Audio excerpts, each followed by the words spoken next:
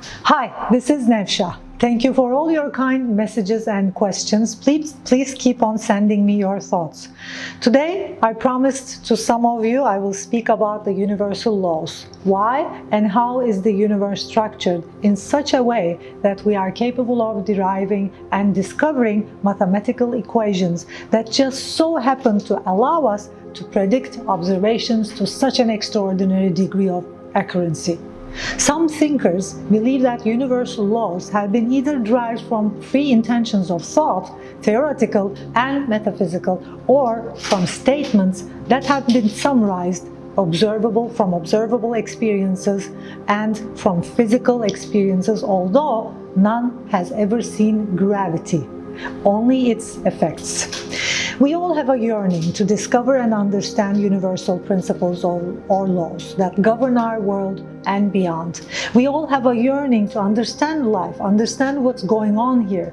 There are some people called universalists who believe and claim that universal laws actually do exist. But there are also people who think these laws do not exist independently of subjective human experience. So some people think because we are human, we experience these laws. Some people think these laws are there permanently. Quantum theory will deny the existence of physical world independent of your elusive observation and inspection. So, what are universal laws?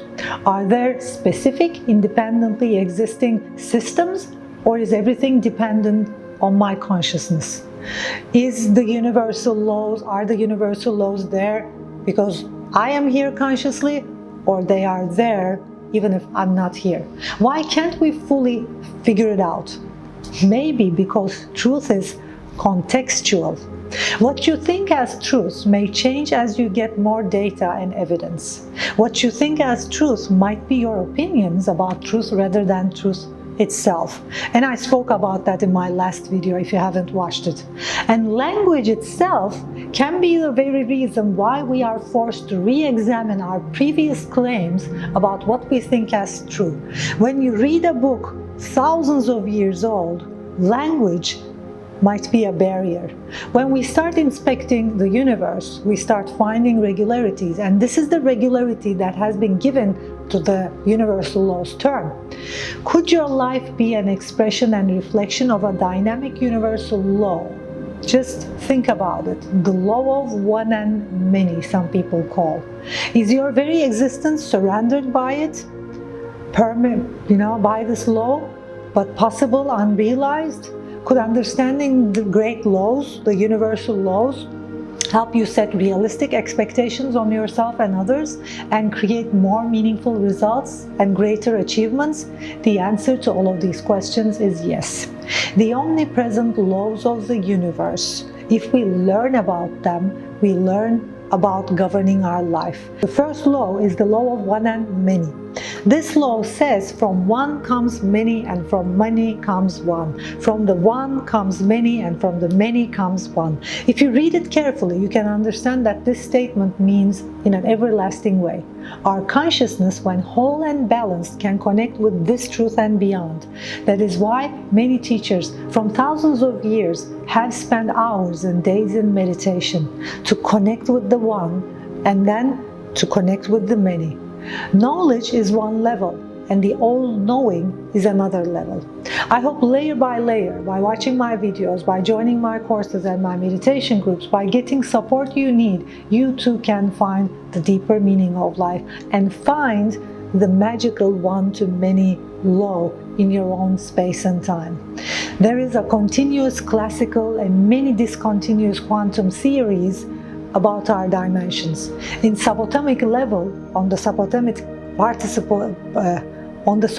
level, the Einstein principle of the equivalence of mass and energy, it shows the gamma photon can become and generate participle and anti-participles of matter and antimatter. One to many. Energy and matter, there is outward radiation to one to many and inward gravitation from many to one. That many to one and one to many, which I explain in my meditation courses as the triangle, as the highest level of consciousness and the lowest level of consciousness transform into each other, also with the yin and yang principle, we see it everywhere. In biology, there is negentropy and the other entropy. And at physiological system, there is the parasympathetic autonomous nervous system, which anabolizes and builds from many to one, and the sympathetic nervous system, which catabolizes from one to many.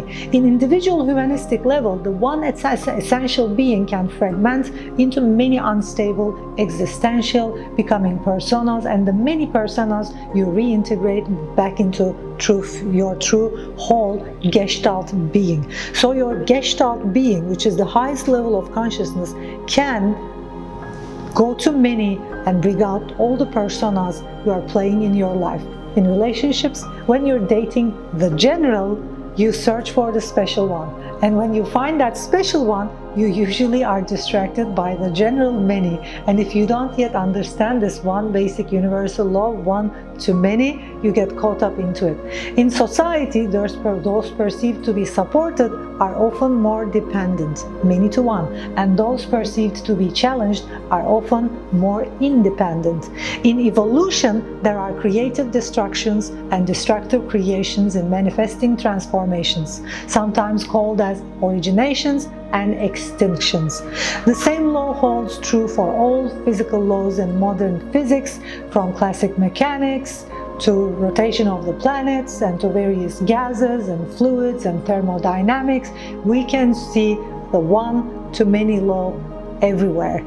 But only when we reach to the many and the one, we can understand this whole picture. We can find the same law in radiation, electrostatics, electrodynamics, electricity. Just research and check that.